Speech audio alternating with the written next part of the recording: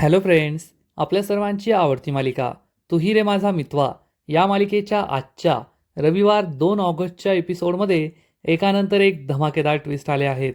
Friends, आजचा episode खूप भारी होता. मग नेमकं असं घडलंय तरी काय? तर आजच्या एपिसोडमध्ये ईश्वरीने एक मोठा खुलासा केलाय. म्हणजे रमाकांतच्या मृत्यूला जवळपास 15 दिवस उलटून गेले आहेत, पण अजून पोलिसांना CCTV फुटेज नाही मिळालंय. खरा खुनी कोण आहे ते सुद्धा नाही कळालंय. त्यामुळे अर्णव खूप चिडलेला होता आणि अर्णवचा संशय हा राकेशवर होता की हे सगळं राकेशनेच केलंय. पण ईश्वरीने अर्णवला समजावण्याचा प्रयत्न केला की बाबांचा मृत्यू विषारी पदार्थ देऊन झालाय आणि मला नाही वाटत की राकेशने असं काही केलं असेल. नक्कीच ही दुसरी कोणीतरी व्यक्ती आहे जिने हे सगळं केलंय. हे ऐकून मामी वल्लरी चांगलीच घाबरलीये. मग आता अर्णव हा सुद्धा राकेशचा विषय सोडून दुसऱ्या एखाद्या व्यक्तीवर संशय घेणार का? मग त्यांना पुढे काय पुरावा मिळेल हे सगळं पाहणं खूप इंटरेस्टिंग आहे. मग हे सगळं नेमकं घडलं तरी कसं हे जाणून घेण्यासाठी हा व्हिडिओ शेवटपर्यंत नक्की पहा. फ्रेंड्स, आजच्या एपिसोडच्या सुरुवातीलाच अर्णव खूप दुःखी असतो, चिडलेला असतो आणि पोलीस इन्स्पेक्टरला कॉल करतो. पोलीस इन्स्पेक्टर फोन उचलतो. अर्णव त्याला विचारतो, सर, मी अर्णव राजेशिर्के बोलतोय, तुम्हाला CCTV फुटेज मिळालं का? इन्स्पेक्टर सांगतो, नाही, आम्ही ते मिळवण्याचा प्रयत्न करतोय. अर्णवला खूप राग येतो आणि अर्णव चिडून म्हणतो, मिळवण्याचा प्रयत्न करतोय म्हणजे? सर, तुम्हाला काही कळतंय का? माझ्या बाबांच्या मृत्यूला आज 15 दिवस झाले आहेत. 15 दिवसांपासून तुम्ही एक साधं CCTV फुटेज नाही मिळवू शकला आणि तुम्ही ही केस प्रायोरिटी बेसवर घेतली होती ना. मी कमिशनर साहेबांना सुद्धा फोन केला होता आणि 15 दिवसांमध्ये काहीच इन्व्हेस्टिगेशन नाही झालंय. इन्व्हेस्टिगेशन जेथे होतं तेथेच आहे. तुम्हाला साधं CCTV फुटेज सुद्धा नाही मिळवता आलंय. हे काय इन्व्हेस्टिगेशन करताय तुम्ही? इन्स्पेक्टर सांगतो, अर्णव साहेब, मला कळतंय तुम्ही किती फ्रस्ट्रेटेड आहात, परंतु आम्ही ते CCTV फुटेज मिळवण्याचा प्रयत्न केला, पण काहीतरी टेक्निकल अडचण आहे, त्यामुळे ते CCTV फुटेज रिकवर होत नाहीये. अर्णव इन्स्पेक्टरला समजवण्याचा प्रयत्न करतो. इन्स्पेक्टर, तुम्हाला कळतंय का? 15 दिवस CCTV फुटेज मिळत नाही, ते रिकवर होत नाही, याचा अर्थ जाणून बुजून कोणीतरी ते डिलीट केलंय. तुम्ही त्या दृष्टीने प्रयत्न करा. आणि राकेश सारखा एवढा मोठा क्रिमिनल बाहेर आहे, तुम्ही त्याला अजून नाही पकडू शकला. तो तुमच्या जेलमधून पळून गेला आणि हा सगळा तुमचा बेजबाबदारपणा आहे. सर, तुम्ही विचार करा, माझ्या बाबांचा खून केला गेलाय आणि 15 दिवसात तुम्हाला एक लीड मिळाली नाही. तुम्हाला साधं CCTV फुटेज मिळवता आलं नाही. तुम्ही काय करताय ना, माझं मलाच कळत नाहीये. इन्स्पेक्टर म्हणतो, मला कळतंय, परंतु फक्त थोडे दिवस. आम्ही लवकरच त्या गुन्हेगाराला शोधून काढू. तुम्ही आमच्यावर विश्वास ठेवा. अर्णव म्हणतो, सर, मला सुद्धा तुमच्याशी या भाषेत बोलायला आवडत नाहीये. सॉरी, मी तुमच्यावर ओरडतोय, रागराग करतोय, चिडचिड करतोय, परंतु तुम्ही सुद्धा माझी बाजू समजून घ्या ना.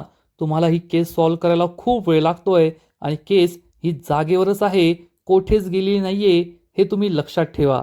आणि इकडे वल्लरी चक्क उदयकांतशी फोनवर बोलत असते आणि ती उदयकांतला सांगते, उदयकांत, तू मुंबईच्या बाहेर गेलाय, परंतु आता अशा एखाद्या ठिकाणी लपून बस जेथे तुला तो अर्णव शोधू शकणार नाही. कारण अर्णव खूप चिडलाय आणि जर तू त्याच्या हाती लागलास ना तर मरशील, एवढं लक्षात ठेव. उदयकांत म्हणतो, अरे हट, मी त्या अर्णवच्या बापाला नाही घाबरलो, त्याला मी ढगात पाठवलं, मी त्या अर्णवला काय घाबरतोय? वल्लरी चिडून म्हणते, वा वा, डायलॉग चांगलंय. अरे, बोलायला सोपं आहे. तो रमाकांत बिचारा गरीब होता, अर्णव तसा नाहीये. अर्णव खूप डेंजरस आहे, खूप हुशार आहे, त्याच्याकडे पैसा, कॉन्टॅक्ट सगळे. त्यामुळे तू त्याच्यापासून जास्त दिवस वाचून नाही राहू शकत. मी त्या देवसरेला आणि सौदामिनीला मॅनेज करून त्या कार्यक्रमाच्या ठिकाणचं CCTV फुटेज डिलीट केलंय, म्हणून तू आत्तापर्यंत वाचलाय. नाहीतर आत्तापर्यंत सगळ्यांना कळलं असतं की तूच त्या रमाकांतचा खून केलाय. एकतर एवढा मोठा मूर्खपणा करून ठेवलास आणि आता मला अक्कल शिकवतोय. तर उदयकांत चिडून म्हणतो, ए वल्लरी, माझ्यावर आवाज नाही चढवायचा. आणि मूर्ख बाई, तुला किती वेळ समजावून सांगू मी? जर मी त्या रमाकांतला संपवलं नसतं तर तो रमाकांत अर्णवजवळ गेला असता, अर्णवला सगळं सत्य सांगितलं असतं आणि आपण दोघे मेलो असतो. आणि तू मूर्खासारखं पुन्हा पुन्हा तेच बोलतीये. त्याला का मारलं, त्याचा का खून केला, तुझं डोकं चालत नाहीये का? मी त्याला का मारलं? वल्लरी म्हणते, अरे पण मूर्ख माणसा, त्याला तू पकडून ठेवलं होतं ना, तुझी त्याच्यावर नजर होती. मग तो तुझ्या तावडीतून सुटला तरी कसा, हे मी तुला विचारतीये आणि तू मला पुन्हा पुन्हा तेच सांगतोय. उदयकान म्हणतो, कसा सुटला काय सुटला आता मला काय आठवत नाही. मला फक्त एवढं आठवतं की मला पैसे पाहिजे पैसे. हे ऐकून वल्लरी खूप चिडते आणि विचारते, पैसे? कसले पैसे? आणि इकडे इन्स्पेक्टर अर्णवला सांगतो की ज्या ठिकाणी हा सगळा बॉम्बस्फोट झाला तेथे एखादी व्यक्ती मेल्याचे कोणतेही अवशेष नाहीये. हे ऐकून अर्णवला मोठा धक्काच बसतो. अर्णव म्हणतो, सर तुम्ही काय बोलताय, याचा अर्थ तुम्हाला कळतोय का? त्या ठिकाणी जर बॉम्बस्फोटमध्ये राजेश मेला नाही, याचा अर्थ राजेश अजून जिवंत आहे आणि राजेशनेच माझ्या डॅडचा खून केलाय. आता हे तर कन्फर्म झालंय आणि तो राजेश काही पण करू शकतो. तुम्ही काही पण करा, पण आत्ताच्या आत्ता त्याला शोधून काढा. तो सापडला ना तर आपल्याला आपल्या सगळ्या प्रश्नांची उत्तरं मिळतील. इन्स्पेक्टर म्हणतो, अर्णव साहेब मला तुमचं सगळं पटतंय आणि आम्ही आमचे पूर्ण प्रयत्न करतोय. आम्ही त्यांना शोधून काढूच. अर्णव म्हणतो, माझा सुद्धा तुमच्यावर पूर्ण विश्वास आहे. फक्त या केसकडे विशेष लक्ष द्या. या केसला प्रायोरिटीवर ठेवा आणि ते CCTV फुटेज मिळवण्याचा प्रयत्न करा, ज्यामुळे अनेक प्रश्नांची उत्तरं आपल्याला कळतील. इन्स्पेक्टर हो म्हणतो, फोन कट करतो. अर्णवला सुद्धा धक्का बसलेला असतो की राजेश त्या बॉम्बस्फोटमध्ये मेला नाही, याचा अर्थ तो जिवंत आहे आणि आता आपला सगळं सत्य शोधून काढावं लागेलच. आणि इकडे वल्लरी ही उदयकांतला सांगते, काय रे तुला नुसते पैसे पैसे पैसे हवे असतात, एवढे पैसे काय खातो का? याच्या आधी सुद्धा मी तुला 50 लाख रुपये दिले होते, काय केलं एवढ्या पैशांचं? उदयकांत म्हणतो, इथे अंडरग्राऊंड व्हायचं म्हणजे चांगली जागा पाहिजे. तेथे दिवसभर खायचं प्यायचं झोपायचं, पैसा तर लागणारच ना. वल्लरी म्हणते, नाही मिळणार तुला पैसे, कारण तू जे काही केलंय ना त्यात तुझी चूक आहे. मी तुला रमाकांतला मारायला सांगितलं नव्हतं, उलट मी ते CCTV फुटेज डिलीट करायचं सांगून ना तुझी मदत केली आहे. नाहीतर गेला असता 12च्या भावात. तो अर्णवने आत्तापर्यंत तुला केव्हाच संपवलं असतं. त्यामुळे माझ्याकडे पैसे मागायचे नाही, माझ्यावर आवाज चढवायचा नाही.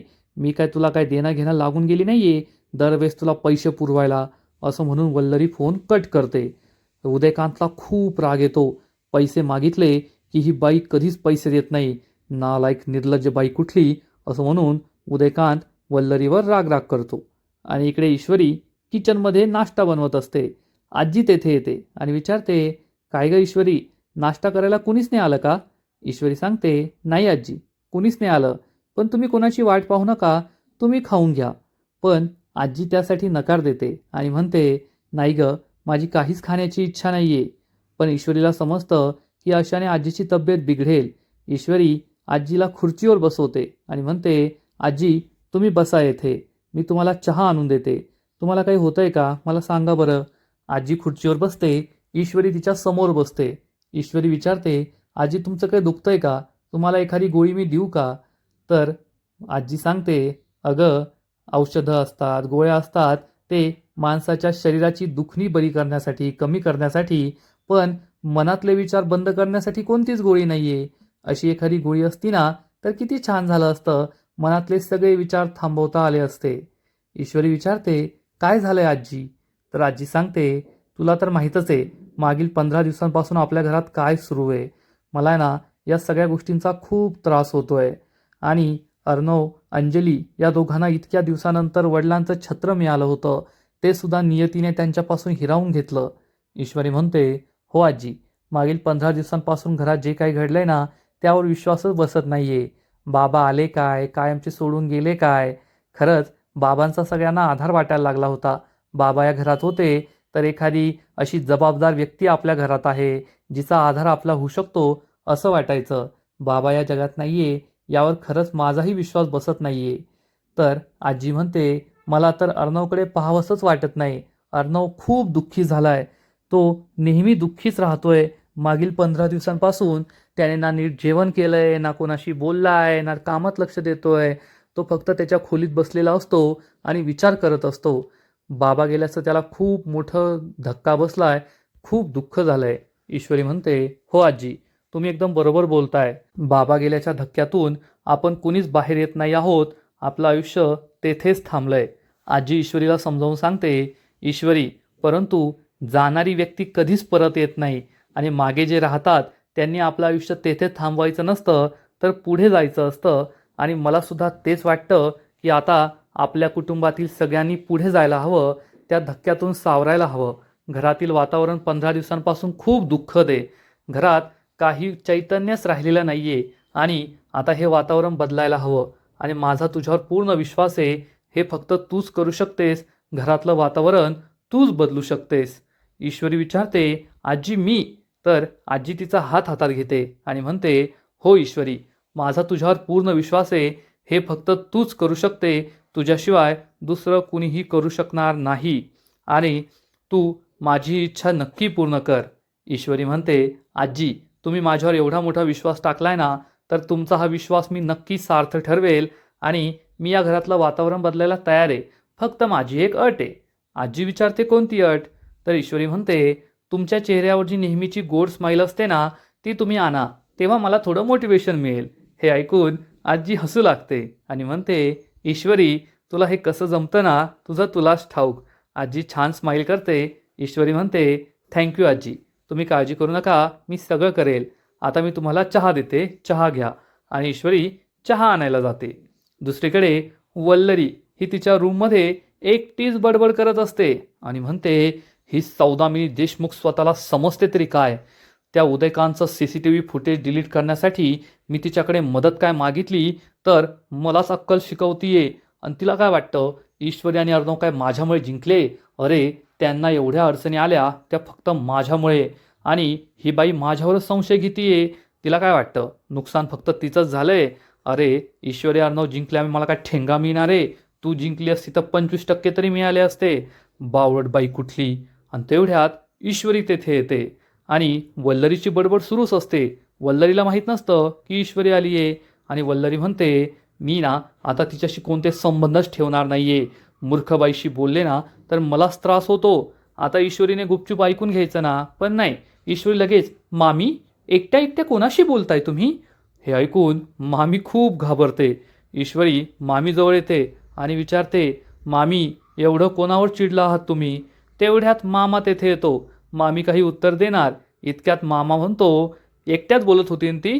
ईश्वरी म्हणते, हो मामा. मामा सांगतो, अगं मागील अनेक दिवसांपासून हेच सुरू आहे. काय माहीत कोणावर एवढी चिडली आहे. एकटीच बडबड करत असते आणि तिला काही विचारलं की माझ्याशी भांडायला लागते. त्यापेक्षा न विचारलेलंच बरं.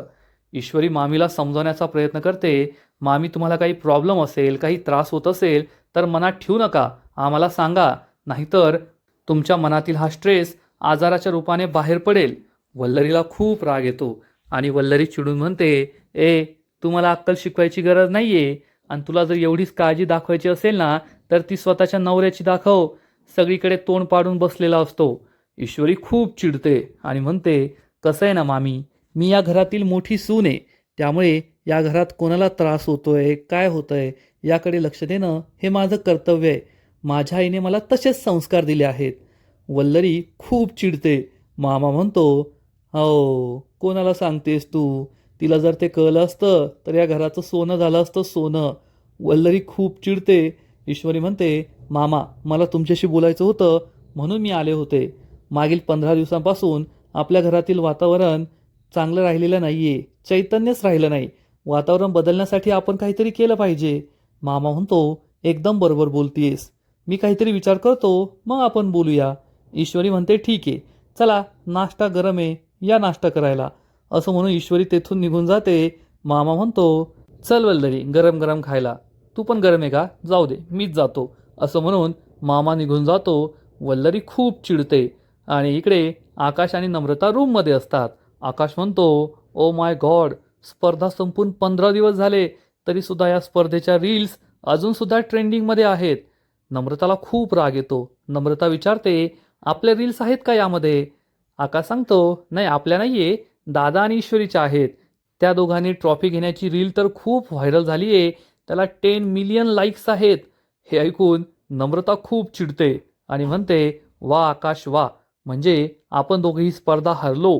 आपल्या दोघांना प्रसिद्धीही मिळाली नाही, कुणी आपलं फॅनही बनलं नाही, तरीसुद्धा तुम्हाला एवढा आनंद होतोय. कारण स्पर्धेच्या ठिकाणी सुद्धा तुम्ही दादा वहिनी दादा वहिनी दादा वहिनी एवढंच करत होता. दुसरं काही तुम्हाला जमलंच नाही.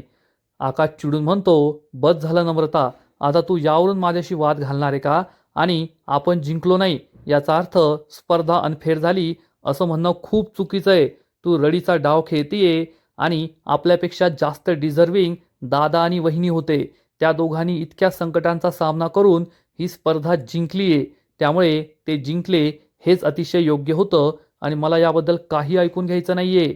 तर नम्रता म्हणते, जर तुम्ही तुमच्या दादा वहिनीच्या मागे मागे केलं नसतं ना, तर कदाचित ही स्पर्धा आपण जिंकलो असतो. कारण स्पर्धेच्या प्रत्येक राऊंडमध्ये तुमचं स्वतःच्या परफॉर्मन्सपेक्षा त्यांच्याकडे जास्त लक्ष होतं.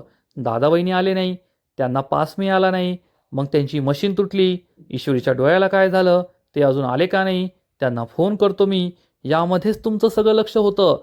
त्यामुळेच आपण ही स्पर्धा हरलोय आणि ते ही स्पर्धा जिंकले आहेत. नम्रता असं बोलतीये त्यामुळे आकाशला खूप राग येतो. आकाश म्हणतो, बस कर नम्रता, बस कर. किती बडबड करतेस तू. कंटाळा आलाय मला तुझ्या स्वभावाचा. आणि तेवढ्यात ईश्वरी तेथे येते आणि म्हणते, नाश्ता तयार आहे, चला नाश्त्याला. आकाश रागारागाने निघून जातो आणि मग ईश्वरी नम्रताला समजवण्याचा प्रयत्न करते. ताई, मी तुझ्यापेक्षा वयाने लहान आहे, फक्त तुला एवढं समजावून सांगते की आकाश भाऊजी खूप चांगले आहेत, खूप समजदार आहेत. आता किती ताणायचं हे तू तुझं ठरव. तर नम्रता उद्धटपणे म्हणते, कसं आहे ना इशू, ज्याला काही मेहनत न करता सगळं फुकटात मिळालंय ना, त्यांनी मला सल्ले देऊ नका. मला तुझ्या फालतू सल्ल्याची गरज नाहीये. असं म्हणून नम्रता रागारागाने तेथून निघून जाते. ईश्वरीला खूप वाईट वाटतं. स्पर्धा सुरू झाल्यापासून नमुताई माझ्याशी असं का वागतीये, तिच्या मनात एवढा कडवटपणा का आलाय, हाच प्रश्न ईश्वरीला पडतो. आणि मग थोड्या वेळानंतर ईश्वरी अर्णवच्या रूममध्ये त्याचा नाश्ता घेऊन जाते. अर्णव हा डोळे बंद करून बसलेला असतो. ईश्वरी म्हणते, चला सर, तुम्ही हा नाश्ता करा, मी तुमच्यासाठी प्रोटीन शेक आणू का? अर्णव म्हणतो, मी अजून जिमला गेलेलो नाहीये. ईश्वरी म्हणते, मग जा ना. अर्णव म्हणतो, मला जायचं नाहीये. ईश्वरी म्हणते, मग ऑफिसला जा. अर्णव म्हणतो, मला कोठेच जायचं नाहीये. ईश्वरी म्हणते, नाही सर, हे तुम्ही अतिशय चुकीचं करताय. म्हणजे नवरा जर दिवसभर घरात बसून असेल तर बायकोच्या सगळ्या कामांची वाट लागते. त्यामुळे तुम्ही जा बरं बाहेर, तुम्ही घरात थांबू नका, नाश्ता करा पटकन, करा करा करा करा. ईश्वरीवर अर्णव खूप चिडतो आणि म्हणतो, गप्प बस मी सिंदोर, मला काही खायचं प्यायचं नाहीये आणि मला ऑफिसला सुद्धा जायचं नाहीये. मला गप्प शांत राहू दे. ईश्वरी अर्णवच्या शेजारी बसते आणि अर्णवला समजावून सांगते, सर, 15 दिवस झाले आहेत त्या घटनेला आणि अजूनसुद्धा तुम्ही तोच विचार करताय. आता तुम्ही ऑफिसला जायला हवं, कामाला सुरुवात करायला हवी. आज जर बाबा असते ना, तर त्यांनासुद्धा असं तुम्ही घरात बसून आहात हे आवडलं नसतं. अर्णव म्हणतो, मी सिंदूर, तू मला म्हणाली होतीस ना की स्पर्धा झाल्यानंतर तुम्ही त्यांना डिनरला घेऊन जा, त्यांच्याशी बोला. पण आता ते शक्य नाही आहे. मी त्यांना कधीच डिनरला घेऊन जाऊ शकणार नाही, त्यांच्याशी कधीच बोलू शकणार नाही. हे ऐकून ईश्वरी खूप दुःखी होते आणि म्हणते, सर, तुम्हाला गिल्ट वाटतंय ना, हे गिल्ट दूर करण्याचा माझ्याकडे एक मार्ग आहे. तुम्ही ऑफिसला जा, आपल्या सात्विक फॅशनला एका वेगळ्या उंचीवर घेऊन जा. तेव्हा बाबांना नक्कीच तुमचा अभिमान वाटेल, ते तुमच्यावर खूप खुश होतील. अर्णवला सुद्धा हे पटतं आणि तेवढ्यात अर्णवला शिर्केचा कॉल येतो. शिर्के अर्णवला सांगतो, सर, आज संध्याकाळी तुमच्या घरी फॅन मीट ठेवला आहे आणि आपल्याला 100 कोटी रुपयांचं प्राईज मनी मिळालं आहे. त्यामुळे तुम्ही आता त्या सौदामिनीचा हिशोब क्लिअर करू शकता. हे ऐकून अर्णव खूप खुश होतो आणि म्हणतो, मिस इंदोर, आज तुला माझ्याबरोबर ऑफिसला यायचं आहे. ईश्वरी विचारते का, तर अर्णव सांगतो, एक जुना हिशेब क्लिअर करायला. आणि अर्णव तयार व्हायला जातो. ईश्वरी त्याचाच विचार करत असते. इकडे अंजली ही कन्नूबरोबर असते. कन्नूला ती सांगते, हे पहा, ही अंगठी ही तुझ्या आजोबांनी दिली होती, पण आज तुझे आजोबा या जगात नाही आहे. अंजली खूप इमोशनल होते. तेवढ्यात ईश्वरी तेथे येते आणि अंजली कन्नूला सांगते, आज तुझे आजोबा असते ना, तर तुझ्याशी छान खेळले असते, तुझे लाड केले असते, पण आता ही त्यांची शेवटची आठवणच आपल्याजवळ आहे. मोठी झाल्यावर तू ही अंगठी घाल. अंजली रडत असते. हे पाहून ईश्वरीला वाईट वाटतं आणि ईश्वरी अंजलीशी काही न बोलता तिथून निघून जाते आणि आजचा एपिसोड येथेच संपतो. फ्रेंड्स, तू ही रे माझा मितवा या मालिकेचा आजचा एपिसोड खरंच खूप भारी होता, इंटरेस्टिंग होता. पण पुढील एपिसोड आणखीन भारी असणार आहे.